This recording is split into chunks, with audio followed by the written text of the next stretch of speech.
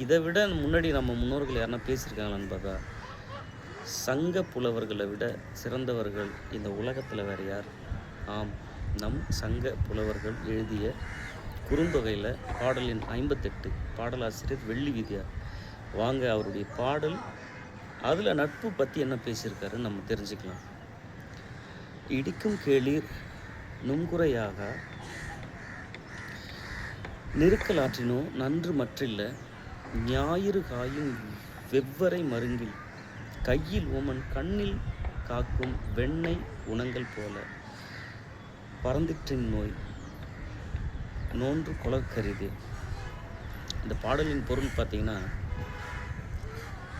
கையில்லாதவன், வாய் பேச முடியாதவன், அவன் கண் எதிரில் ஒரு மிக அரிதான ஒரு பொருள் கண் எதிரில் அழியுது.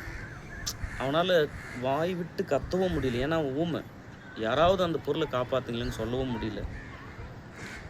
அவனால் ஓடி போய் எடுக்க முடியல, ஏன்னா அவனுக்கு கையே கிடையாது.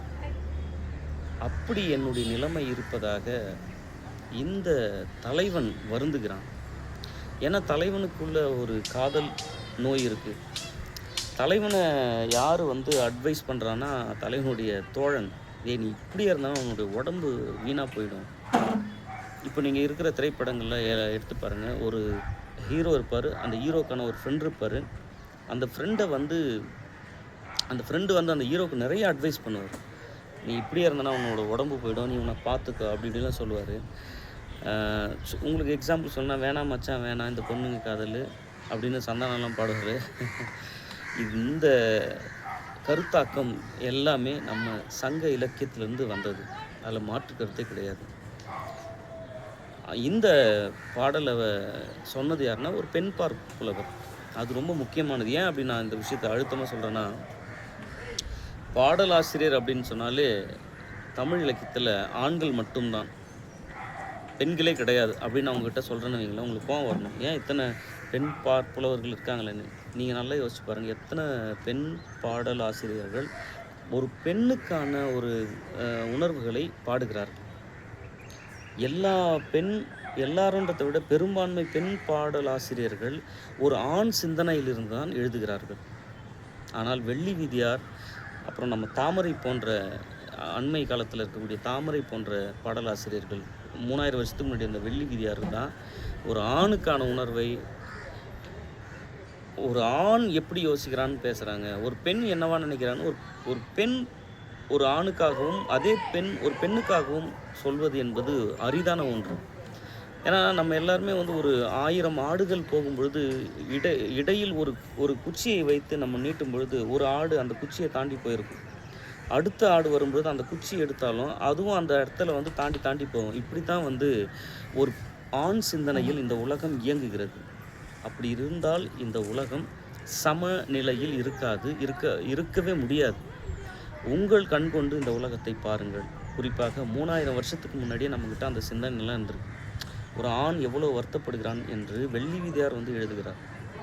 அதே வெள்ளி விதியார் மற்றொரு சங்க பாடலில், குறிப்பாக அகநானூறு, நற்றிணை, குறுந்தொகை, இந்த 3 தொகை நூல்களில்தான் வெள்ளி விதியார் பாடல்களை எழுதியுள்ளார். நான் சொல்வதை நீங்கள் அதில் தேடிக்கொள்ளலாம்.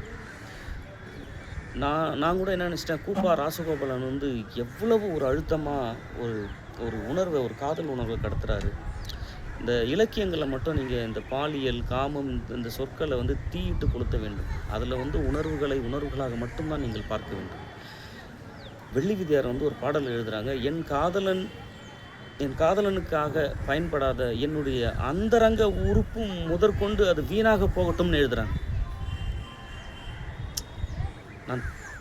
நான் மிக தெளிவாகவே இந்த வார்த்தையை நான் பயன்படுத்துகிறேன். 3000 வருஷத்துக்கு முன்னாடி அந்த பாடல் எப்படின்னா, கன்றுக்கும் பயன்படாது, களத்தினும் விழாது. ஒரு பசுமாட்டினுடைய பாலானது தன்னுடைய கன்றும் குடிக்காமல், இல்லை அந்த மாடை வளர்க்குற அந்த வளர்ப்பாளர்களுடைய பாத்திரத்தினும் அந்த பால் படாமல் வீணாக தரையில் வீழ்வதற்கு ஒப்பானது நான் என் காதலனோடு என் உடல் இன்பத்தை நுகராத நொடி என்பதனை நம் முன்னோர்கள், குறிப்பாக வெள்ளி வீதியார் தன்னுடைய பாடல்களில் பதிவு செய்துள்ளார். நட்பு என்பது ஆண்களுக்கு மட்டுமே உரிமையான ஒரு உணர்வு கிடையாது, அது பெண்களுக்கும் உரியது என்பதனை வெள்ளி வீதியார் தன்னுடைய பாடல்களின் வழியாக, எப்படி ஒரு ஆண் நண்பனுக்கு இணையாக ஒரு ஆண் தோழன் அந்த உற்ற நேரத்தில் ஒரு அறிவுரையை வழங்குகிறானோ, அதற்கு நிகராக, அதனை விட மேலாகவும் ஒரு தலைவிக்கு அந்த நொடியில், அந்த நேரத்தில் உரிய உணர்வுகளை தோழி எனும் ஒரு கதாபாத்திரம் இந்த உணர்வுகளை கடத்துகிறார் என்பதனை வெள்ளி வீதியார் தன்னுடைய பாடல்களின் வழியாக அழுத்தமாக சொல்லியிருப்பது என்பது 3000 வருடங்களுக்கு முன்பாகவே தமிழ் சமுதாயம் நாகரிகத்திலும் நட்பிலும் அனைத்து விதமான உணர்வுகளிலும் மேலோங்கிய ஒரு சமுதாயமாக இருப்பதனை அறிய முடிகிறது. நண்பர்களே, நீங்கள் சங்க இலக்கியத்தை முழுமையாக புரிந்து கொள்ளாமல், முழுமையாக படிக்காமல், அதனை விளக்கமாக தெரிந்து கொள்ளாமல், பொதுவாக பண்டைய தமிழ் என்பது பெருமை பெருமை பெருமை அதனை பேசுவது இந்த நடைமுறை வாழ்க்கைக்கு தொடர்புடையதா என்பது, இது போன்ற வீணான வினாக்களை எழுப்புவது என்பது உங்களுடைய அறியாமை என்பதை நான் பணிவோடு தெரிவித்துக் கொள்கிறேன். சங்க இலக்கியத்தை முழுமையாக விளக்கமாக நீங்கள் படித்து அதனுடைய பொறுமைகளை புரிந்து கொள்ளுங்கள். பிறகு நீங்கள் சொல்லுங்கள், இதில் ஒன்றும் இல்லை என்னும் கருத்தை. அனைவருக்கும் இனிய நண்பர்கள் தின நல்வாழ்த்துக்கள். குறிப்பாக வெள்ளி வீதியார் தன்னுடைய பாடல்களின் வழியாக ஒரு ஆண் தலைவன் அவனுக்கு உற்ற துணையாக ஒரு நண்பனையும், ஒரு பெண் தலைவி அவளுக்கு உற்ற துணையாக ஒரு தோழியையும் இணைத்து உரிய வாசகத்தை, உரிய சொற்றொடர்களை, உரிய விளக்கத்தை தன்னுடைய பாடல்களின் வழியாக கொடுக்கும் பொழுது, நாம் அதனை உணரும் பொழுது, இந்த தமிழ் சமுதாயம் என்பது அறிவார்ந்த சமுதாயம்.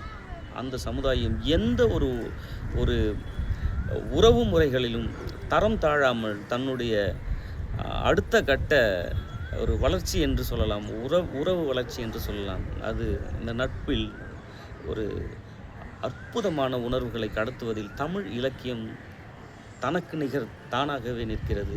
குறிப்பாக எடுத்துக்காட்டாக வெள்ளி வீதியார் பாடல்களை நீங்கள் படிக்கும் பொழுது நான் சொல்ல வரும் கருத்துக்களை நீங்கள் உணரலாம் என்பதனை கூறிக்கொண்டு உங்களிடமிருந்து விடைபெறுகிறேன். நன்றி, வணக்கம். I love you all. Have a great day. Happy friendship day.